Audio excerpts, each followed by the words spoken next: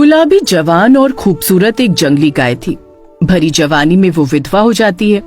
पति के मरने के बाद उस पर जैसे दुखों का पहाड़ टूट पड़ता है। एक दिन की बात है, अचानक से आधी रात के पहर गुलाबी की आंख खुलती है और वो बहुत घबरा जाती है। हे भगवान, पिंकी और मुन्ना कहाँ हैं? दोनों आधी रात कोटकर कहाँ चले गए होंगे? बच्चों के लिए परेशान गुलाबी दरवाजा खोलकर बाहर आकर देखती है। भगवान, इतना घोर अंधेरा और ऊपर से जंगली जानवरों की इतनी भयंकर आवाजें आ रही हैं। मैं बच्चों को कहाँ ढूंढूं? गुलाबी बच्चों को ढूंढने के लिए निकल पड़ती है, लेकिन जंगल इतना सुनसान पड़ा था मानो जंगल में कोई जानवर रहता ही नहीं था।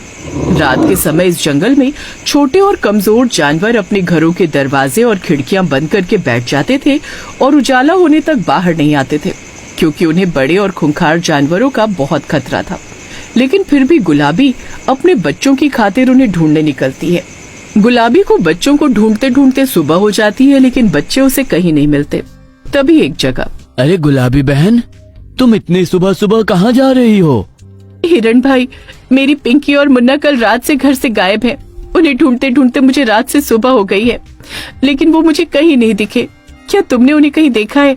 नहीं गुलाबी बहन, मैंने तो नहीं देखा, पर जिस तरह से तुम कह रही हो बच्चों को ढूंढते हुए तुम्हें बहुत समय हो गया है और वो तुम्हें अभी तक नहीं मिले। भगवान से प्रार्थना करता हूँ कि तुम्हारे बच्चे ठीक हो। नहीं तो तुम जानती ही हो ना कि इस जंगल में कितने भयंकर जानवर रहते हैं। भगवान ना करे किसी जानवर ने उन्हें अपना शिकार बना लिया हो। शुभ शुभ बोलो। अरे हिरण भाई, मेरे बच्चों को कुछ नहीं हो सकता। उनके पिता को तो मैं खो चुकी हूँ। अब ये बच्चे ही मेरा आखिरी सहारा है। क्या जवाब दूंगी मैं उनके पिता को कि मैं उनके जाने के बाद उनके बच्चों का अच्छे से ख्याल नहीं रख पाई। गुलाबी फिर भी हार नहीं मानती है और आगे बढ़ती है बच्चों को ढूंढने के लिए। तभी एक जगह, माँ, तुम हमें ढूंढते हुए यहाँ तक आ गई? बच्चों को देखकर गुलाबी की जान में जान आ जाती है और दोनों बच्चों को वो गले से लगा लेती है। ओह, शुक्र है तुम दोनों ठीक हो। तुम दोनों बच्चों ने तो मेरी जान ही निकाल ली थी। कहाँ चले गए थे तुम दोनों? इतनी भी शरारतें अच्छी नहीं होती हैं। जानती हो मैं कितना डर गई थी। सॉरी मम्मी, हमें नहीं पता था कि तुम इतना घबरा जाओगी। मुझे और मुन्ना को नींद नहीं आ रही थी, तो हम दोनों खेलने के लिए बाहर निकल गए। हाँ मम्मी, सॉरी।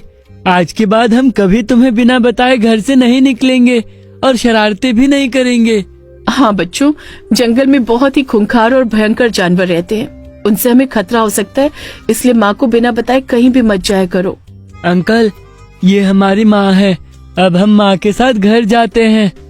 बच्चों की इसमें कोई गलती नहीं है, आप इन्हें मत डांटिए। बच्चे रात में मुझे बाहर अकेले खेलते मिल गए थे, तो जंगली जानवरों के डर से मैंने उन्हें घर वापस नहीं जाने दिया। मैंने सोचा कि सुबह होते ही मैं खुद उन्हें घर छोड़ आऊंगा। हाँ बेटा, जरूर।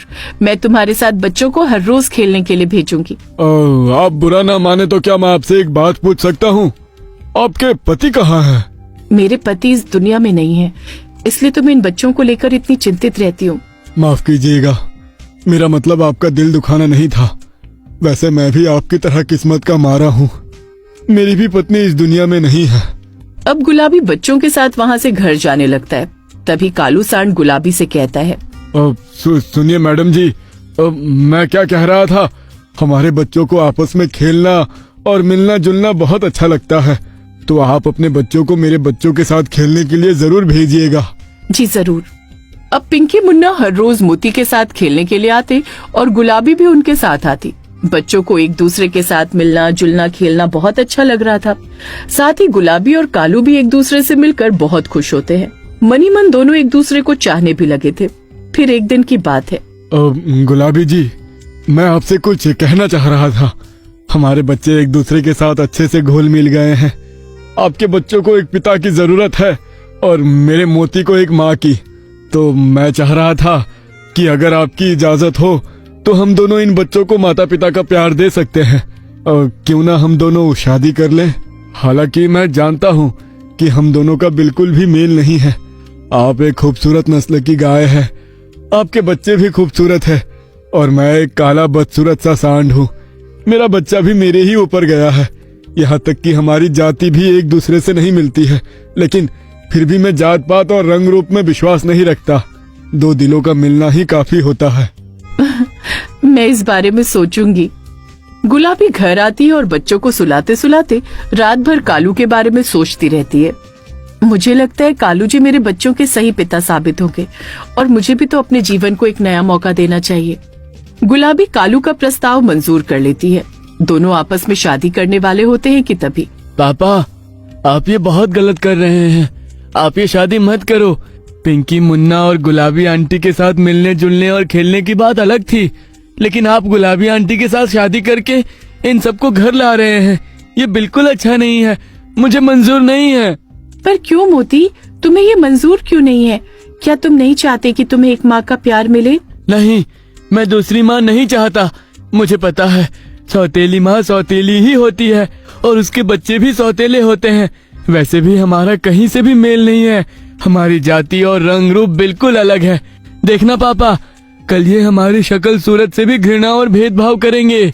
बेटा, ये खाली एक भ्रम है, ऐसा कुछ नहीं है। माँ तो माँ होती है, वो सौतेली या पराई नहीं होती। और रही जाति या रंग रूप की बात,